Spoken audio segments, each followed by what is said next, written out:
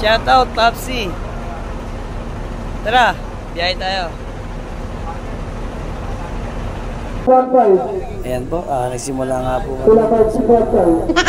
Marites na empleyado.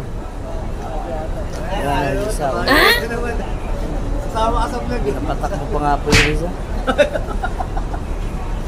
Pinapogi oh. Marcos, sila Marcos. Wala na yung material ito. No.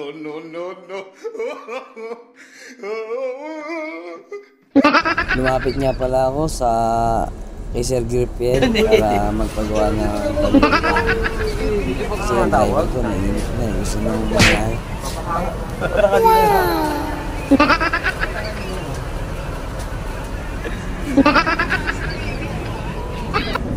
Parang ego lang. Sila po pala Sir Darwin at saka si Sir Yomo, yung mga pogi namin dispatcher. Holiday kasi ngayon eh, kaya konti pa lang yung mga nakakabiyahe. Kaya chinek ko na rin yung itsura ko kung pogi pa rin si Popsi. Pinuntahan ko nga pala yung driver ko kasi may problema daw siya. Nandito pala si pasabas namin kasi kaututang dila sila ng driver ko. Huwag mong subukan. Masisira ang buhay mo. May mga kinukuting pala itong driver ko sa bus niya bago siya bumiyahe para mapatay natin na siyang mamasada. Wala pa talaga ako magawa kasi matagal pa yung pila namin kaya makikichismis muna ako dito sa mga nagkukwentuhan. Masyadong seryoso yung mga mukha nila kaya seryoso itong usapan na to. Si Boss Mantos ang bangka ngayon. Ang sagwa niya si Mr. Ventura, driver ko kasi gaya na siyang kumain, gutom na raw siya. Kaya dito kami nila dyan, lagi kami kumakain. Madalas kasi dito masarap ang pagkain, tsaka mura na, nauutang pa. Maraming kumakain empleyado rito kasi masarap ang luto rito. Kumakain na rin pala si Boss Fighter tsaka si Jason.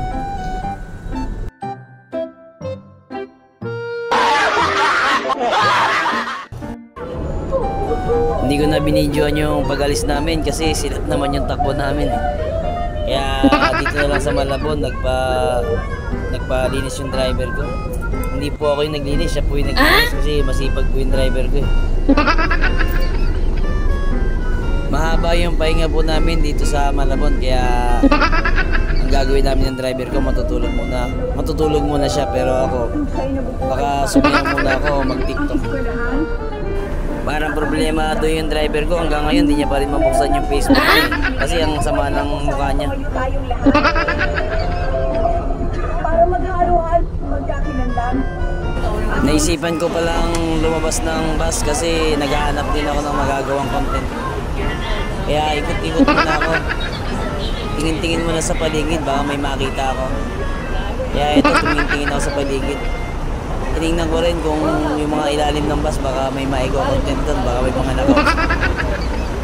Ito, yung nakita ko si Gabi Handaan, dumaan niya pala. Medyo masama yung tingin niya pero parang gusto niyang magpa-content sa akin. Yan, dumaan na siya, papunta na siya ng Avenida Terminal, pipila na yata.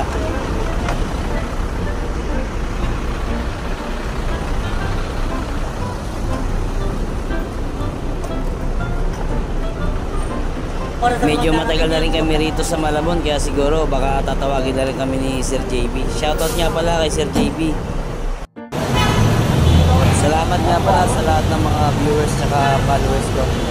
Thank you for watching. See you next vlog. Thank you. Bye-bye.